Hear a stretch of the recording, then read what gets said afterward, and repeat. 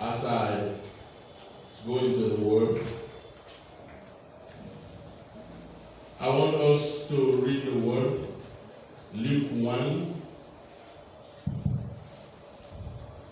If media can project that, Luke chapter 1, from 30, I'm going to go to 38. Good.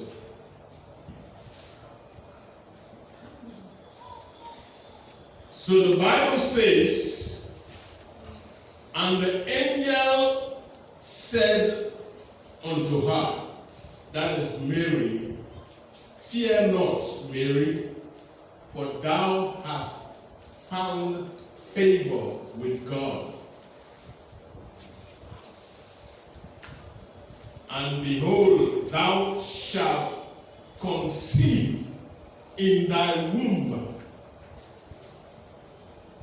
and bring forth a son, and shall call his name Jesus. So you see, Jesus has no second name. He's Jesus, period. He shall be great, and shall be called the Son of the Highest. And the Lord God shall give unto him the throne of his father David. And he shall reign over the house of Jacob forever, and his kingdom there shall be no end. Then said Mary unto the angel, and I want you to note this is very important. How shall this be, seeing I know not a man? And the angel answered and said unto her, the Holy Ghost shall come upon thee, and the power of the Highest shall overshadow thee. Therefore also that holy thing which shall be born of thee shall be called the Son of God.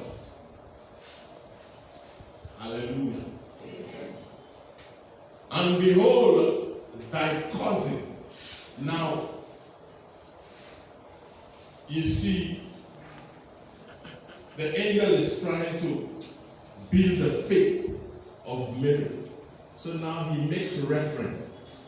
Your cousin, Elizabeth, she had also conceived a son in her old age.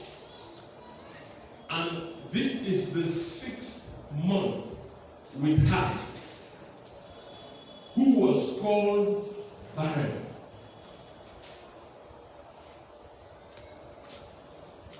For with God nothing shall be impossible. And Mary said, and this is also very important, this last part. Mary said, behold, the handmaid of the Lord, be it unto me according to thy word. And the angel departed from her. Praise God.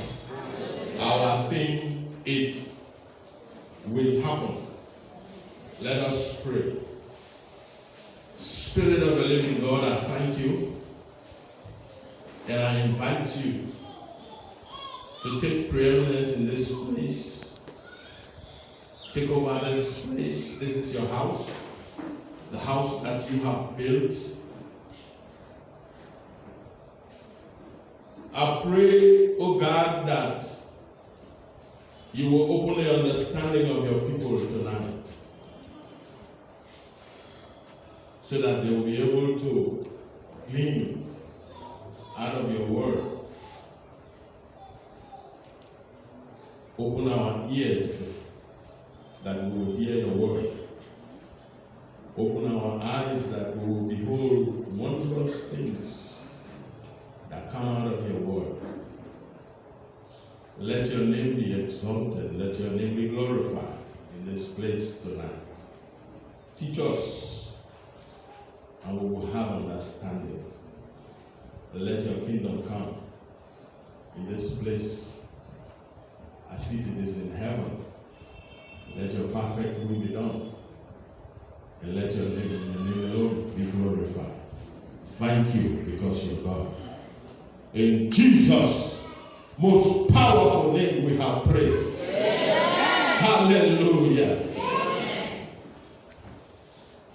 Now, you see, I'm going to introduce what I'm about to say, but I'm going to say things that have no relationship to what we're talking about, but they are critical in understanding how to receive from God.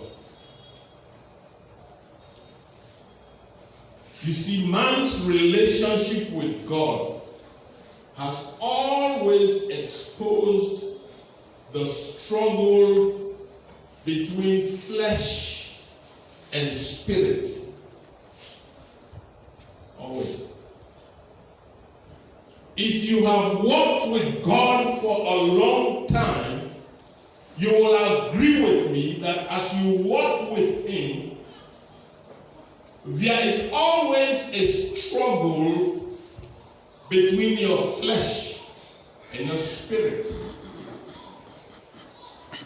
Hallelujah. Amen. You see, the God that we serve is eternal. A not get beginning, a not get ending. He is all-knowing. He knows the ending of a thing before the beginning. And the struggle that we have as humans is that we don't see the whole picture. We only see in part. So when God sits in heaven and He looks down at humanity and He sees us in a struggle, He is not alarmed because He has already seen the end even before your struggle began. But by that time, we are in panic mode. And anytime you are in panic mode, it is the flesh that takes over rather than the spirit. God has an infinite mind. Please note these key things I'm talking about because they will determine if you follow the rest of what I'm about to say. But we as human beings, we have a finite mind. Not to everything the human mind able to comprehend or apprehend when God is declaring certain things on the earth from heaven.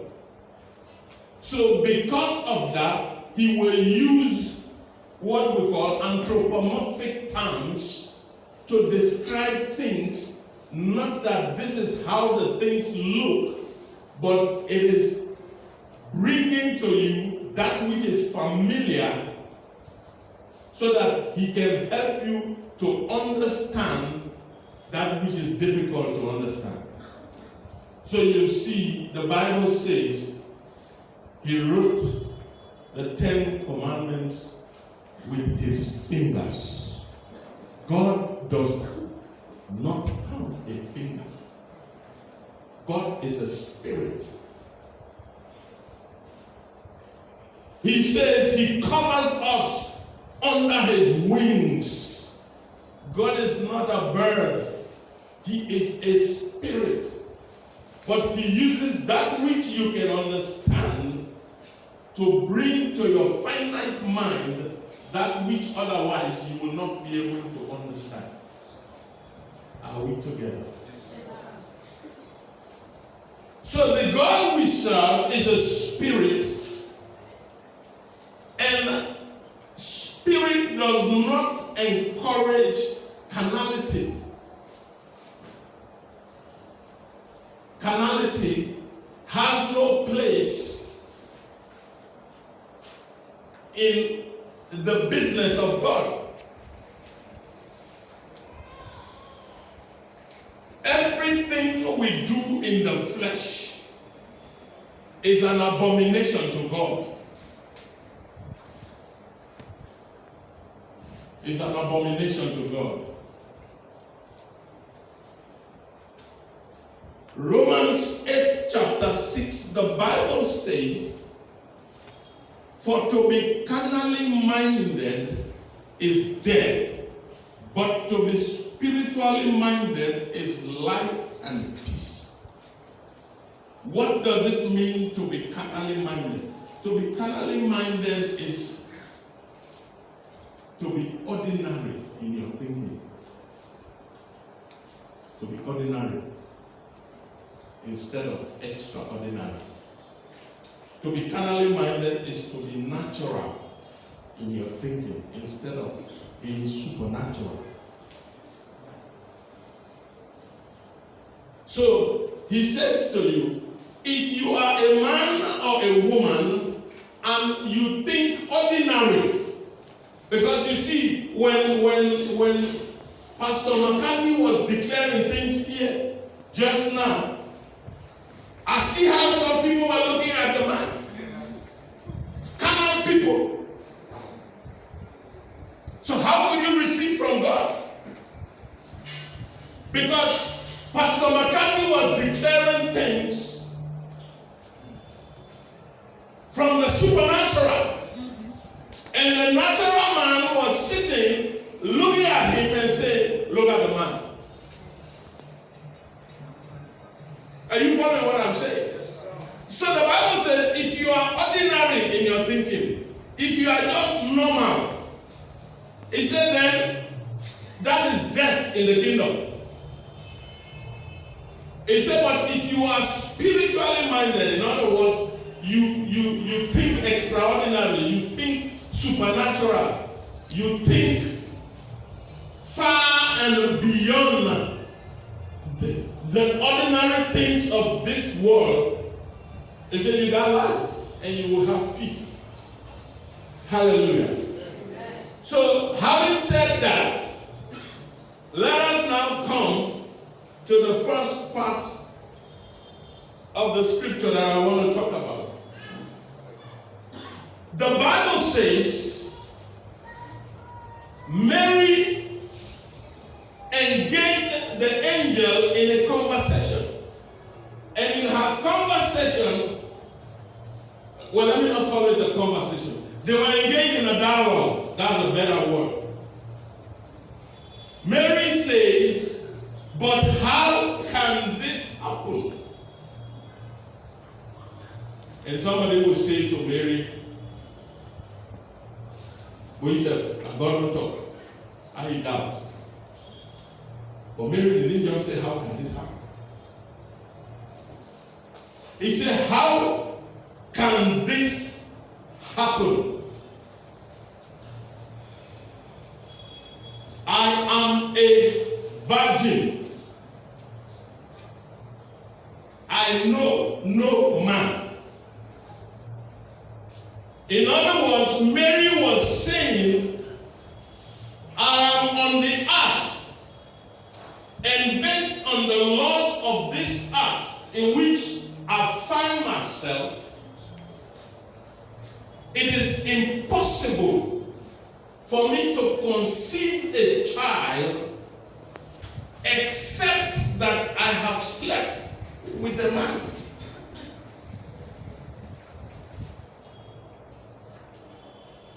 So, you see,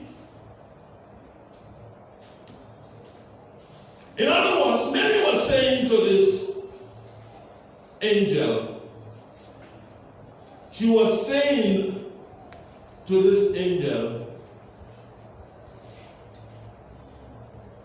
this thing you are declaring is not possible, or it's hard to believe. But then the angel declared to Mary, he said, look, Mary, I come from heaven. And I'm sure this angel is Gabriel. Because Gabriel is the messenger. Michael is the warrior. The angel says, I come from the very presence of God. In heaven, we have a medication for carnality. And the medication that we use in heaven to subdue everything that is fleshly and that is carnal is the Holy Ghost. Yes, sir. So then the angel says, hey, here is the medication for this carnality that you are suffering from, that is making it difficult for you to understand what God is declaring in heaven on the earth.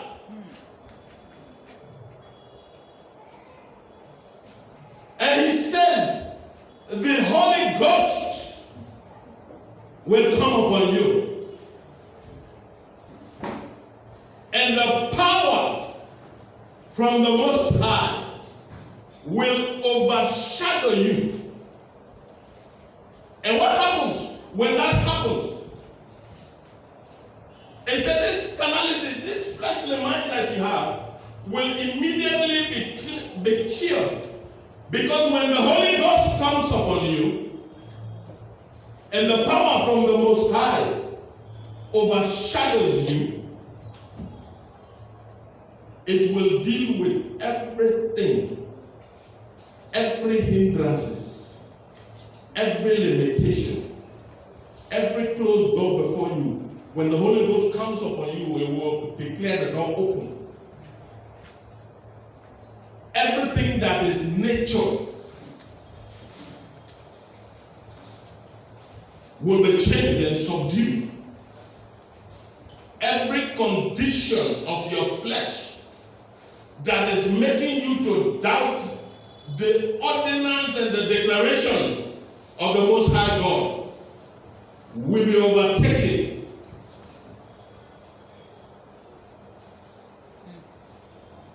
Are you seeing? Now, let's analyze the dialogue between Mary and the angel. Mary says, how can this happen? But then, she points to a condition that makes her to doubt the declaration. How can this happen, seeing that I have known no man? The idea that she has known no man is the condition that hinders her persuasion that she will conceive. Now, I want you to take this as a general principle. Every time God meets man and makes a declaration, there's only one thing. Man will doubt based on a condition. She asks a question based on her condition. And her condition is a condition in the flesh. Are you following? Yes, it's a condition in the flesh. How can this happen? How can this happen? Seeing that I have known no man. That is the condition. But here is the thing we need to always rely on.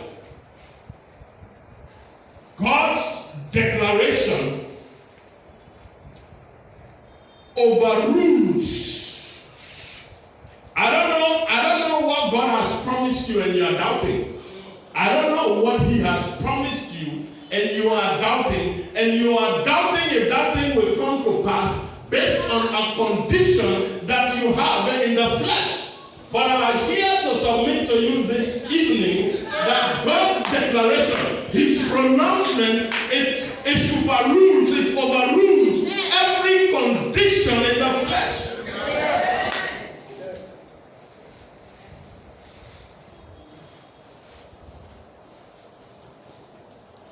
You know, in John 6:63, here is what God says. John 6:63. Maybe read that and show that. In John 6:63, the Bible says, it is the Spirit that quickeneth. It is the Spirit that quickeneth. The flesh profiteth nothing. In other words, the Spirit brings alive. It is the Spirit that resurrects. It is the Spirit that revives. Even if something is dead concerning your life, when He speaks into your life, He said the words that I speak unto you, He said they are spirit and they are life-giving.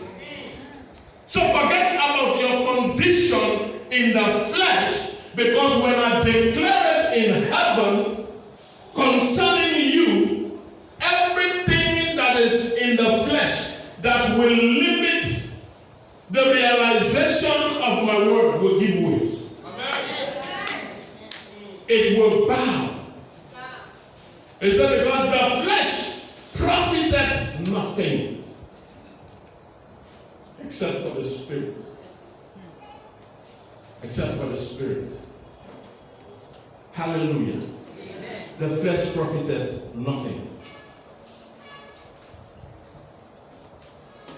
So then you see the angel continues to engage Mary. And then the angel declares, in order to strengthen her faith, in order to ginger her up a little bit, the angel then says to Mary, he said, and behold, thy cousin Elizabeth. He said, you know your cousin Elizabeth now, who's now in her old age. He said she has conceived a son, bringing unto Mary the revelation of the one who is to precede the birth of her son. The one who is to usher in the birth of Jesus. The one who is to herald and announce and proclaim on the earth the coming of the Lord Jesus, which Mary's womb has already conceived. And he says, Mary, Elizabeth, your cousin, is pregnant. And she is 6 months pregnant. He said, who was called barren? I don't know what you were called before this evening. I don't know. You who everybody said will not get a degree. The angel was declaring, he has now graduated. In fact, 6 months ago, and he is enjoying the benefit of the degree. To the one who they said she will never marry, the angel says, I shall announce to you, she is now married. She is in fact in her matrimonial home now, enjoying the benefits of a marriage. To the one who said you will never own your own car. Oh, Maliku Sanda Repoteya. I've come to declare to you that they will declare later that she is now riding her own car. In fact, she has been riding it over 6 months ago. Oh, I don't know what the enemy is saying into your ears, but I beg you to hear the pronouncement of the Lord that is coming from heaven. You would have said, you will never settle in your own home. He said, no. That man, forget about them. You never settle in your own home. But the angel is declaring unto you tonight.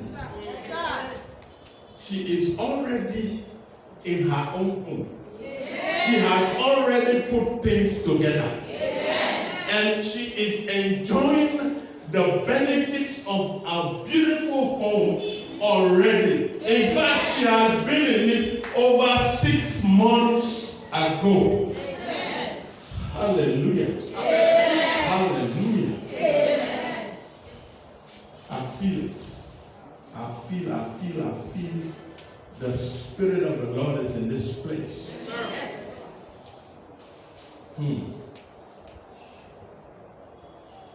Behold, you the enemy said will never carry your own baby. I come to declare unto you tonight. They will declare of you later. She who was called barren, she is already carrying her own baby. Hallelujah. Now, so we see every time we are in a conversation with God, when He declares a thing, our doubts are fed by a condition that we have that is in the flesh. Yes, sir. Even Abraham, our own father of the faith, the Bible says, Genesis 17, verse 15 to 17. Lydia, can we go there? Genesis, bam. And God said unto Abraham, as for Sarai, thy wife, thou shalt not call her name Sarai, but Sarah shall her name be. 16 says, and I will bless her and give thee a son also of her. Yea, I will bless her, and she shall be a mother of nations. Kings of people shall be of her. Now watch 17. In 17, Abraham fell on his face and laughed. You know Sarah laughed, eh? Yes, sir. And now Abraham also laughed and said in his heart, you know, Abraham is a prophet. Yes, sir. He fears the Lord. He understands the power of God. So he decided, he said, I don't want to laugh loudly. You know, this guy, he deals with thunder, lightning, and things.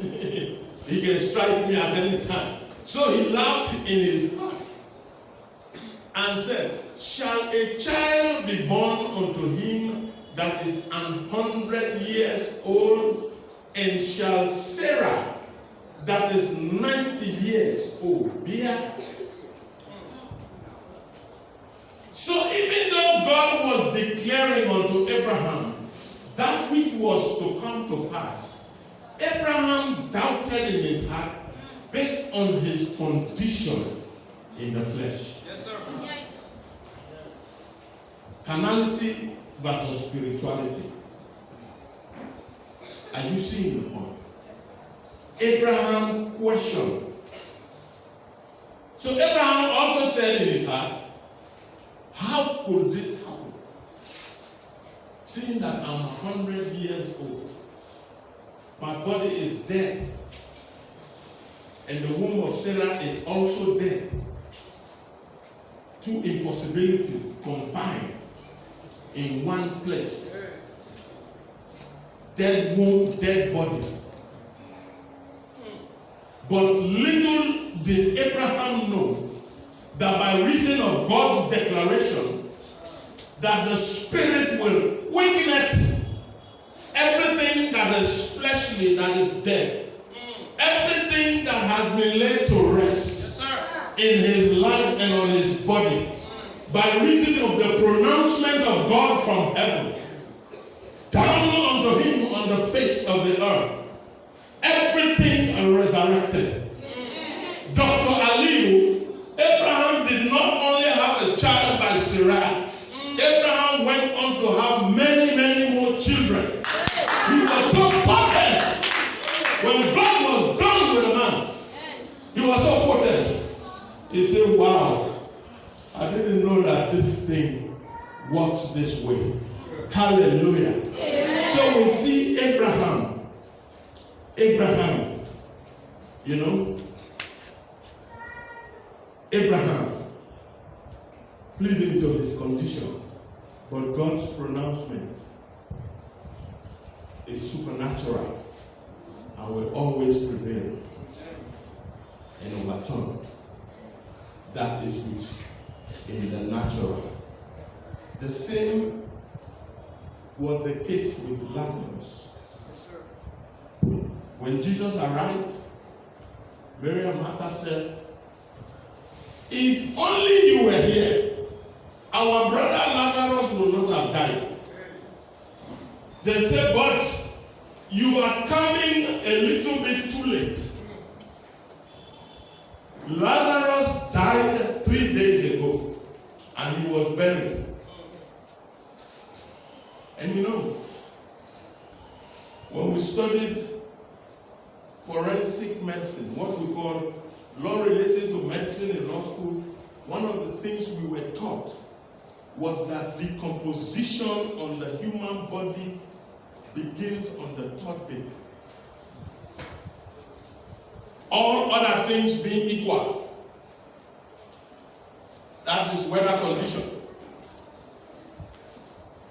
That number could change based on the weather condition and the location where the person, the dead man is lying. So, then when I read this, I said to myself, the all-knowing Jesus, he said, if I go tomorrow and resurrect this man, they will not believe that it was by the power of God. I'm going to wait 3 days. So he waited 3 days. The blood in the vein of Lazarus had coagulated. The heart of Lazarus has stopped beating. All of the entries and all of the jati in the intestine had given out bacteria. And decomposition had started. And now he comes and he declares, let us go to the tomb of Lazarus. Because Lazarus is not dead. He refused to give recognition to death because he knew he conquered the power of death on the cross. He stepped towards the grave of Lazarus and he said, open the tomb. And they opened the tomb and the stench of the man was coming out. And the people said in their heart, but how could this happen? Tell your neighbor, say it will happen. It will happen. How could this happen? It will happen. I don't know the condition that you are in now. I don't know what people have said concerning your condition, but I have come to declare unto you tonight that the promises of God upon your life, they are yea and they are amen. Whatever God says will be, it will happen in your life. Because look at the condition of Lazarus, stinking and stenching in the grave. But here comes Jesus. He stood at the entrance of the grave. He contacted his Father in heaven and downloaded glory upon himself. Yes, sir. And then he took that glory and he catapulted it into the tomb of Lazarus. And everything that was dead, everything that was rotten, resurrected immediately. The people said, how could this happen? Oh, well, it happened. Yes, sir. It happened. Yes, sir. I don't know what they say. How it will happen in your life. But declare now, begin to declare, say it will happen. It will happen. It will happen. Because God is my source. God is what I depend on. And there is nothing that is impossible with God. Hallelujah. As I conclude. Hallelujah. So we see Lazarus resurrected from the dead immediately, in spite of the condition in his flesh. Because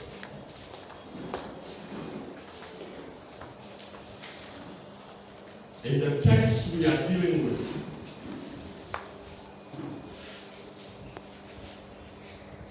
Mary got her faith child.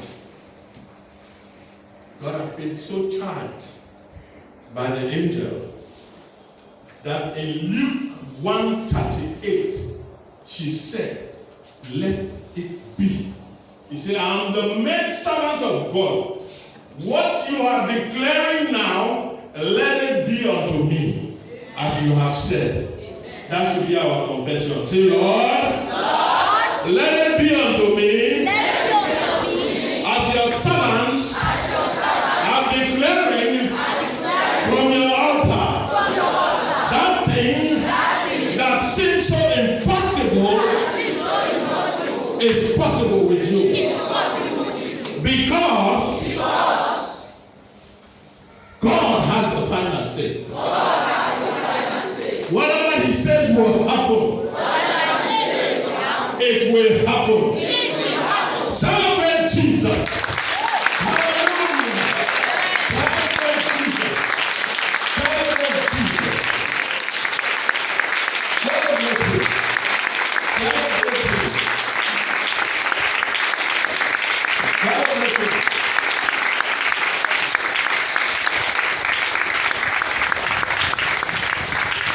In Jesus' mighty name. Amen. So, I don't know what you are dealing with now. You need to talk to God. I will kindly ask that if you are not physically challenged, that you stand up at this time. If you are not physically challenged, please stand on your feet. I want you to consider the issues that you are dealing with. And consider the condition in your flesh that is making you to doubt the pronouncement of God. And I want you to begin to release your faith now and say, the declaration of God will overrule the condition of my flesh.